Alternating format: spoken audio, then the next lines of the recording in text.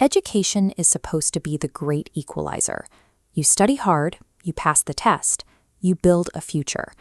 But when the system leaks, it's the students left paying the price. Over the last few months, a wave of examination paper leaks swept through the country.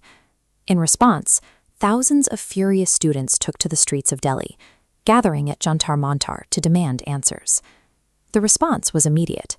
High-profile activists, national politicians, and celebrated intellectuals rushed to the capital. They stood side by side with the students, echoing their demands on national television. This concentrated pressure worked. It forced a response at the highest levels of government, leading central education officials to take moral responsibility and step down. Those Jantar Mantar protests established a clear expectation. If students are cheated by a broken system, politicians are supposed to demand immediate, uncompromising accountability. But at the exact same time, an identical crisis was unfolding hundreds of miles away in Ranchi, Jharkhand. For over 2 weeks, students there have been protesting in the pouring rain, facing severe police baton charges. Several have ended up hospitalized while fighting for a fair investigation into their own exam leaks. Yet the heavyweights who rush to a microphone in Delhi are silent about Ranchi. No celebrated authors, no national politicians flocking to their defense. The student grievance is exactly the same.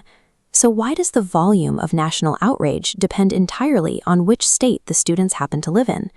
The students sleeping on the streets in Ranchi come from ordinary families. They don't have vast resources or PR teams. All they are asking for is a neutral CBI inquiry to ensure their hard work actually matters. This chart breaks down the political reality. While the central government was targeted in Delhi, Jharkhand is governed by a Congress and JMM coalition. This alignment changes the calculus for national groups. Supporting a movement demanding accountability from their own state-level allies is politically inconvenient. Leaders who were highly vocal in Delhi suddenly lost their voice. After demanding the resignation of the central education minister, they've offered zero physical presence for the students suffering in Ranchi. Instead of showing up, party leadership eventually offered token social media posts or told the starving students to send their demands over WhatsApp because they were too busy to visit.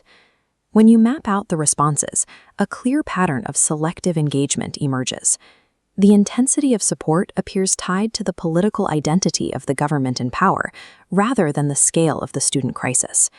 It took 14 days and mounting media pressure before any political operatives finally showed their faces at the Ranchi protest camp. But when ASA chief Neha Bora took the stage, she didn't focus on the core issue of the exam leaks. Instead, she launched into a heavily political speech, attempting to redirect the students' anger. The students recognized the change in tone immediately. They refused to let their pain be hijacked, actively escorting her away from the microphone. This boundary applied to everyone. Earlier, these same protesters had removed right-wing activists from the same stage to prevent their platform from turning into a political battleground. They drew a hard line in the sand.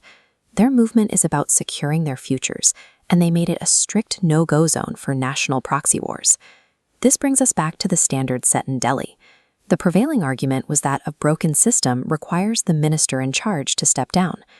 This visualization shows an uneven standard. On one side, demanding a central minister's resignation. On the other, state-level ministers in Jharkhand, Karnataka, and Punjab keep their jobs despite identical leaks. A student's worth doesn't decrease just because they test under a different party. By rejecting the political operatives, the Ranchi students highlighted the gap between national political rhetoric and local reality. They proved that a genuine movement depends on its own resilience, not on five-star backing. A student's future isn't political property. Real accountability means answering for a leak in Jharkhand as decisively as in Delhi.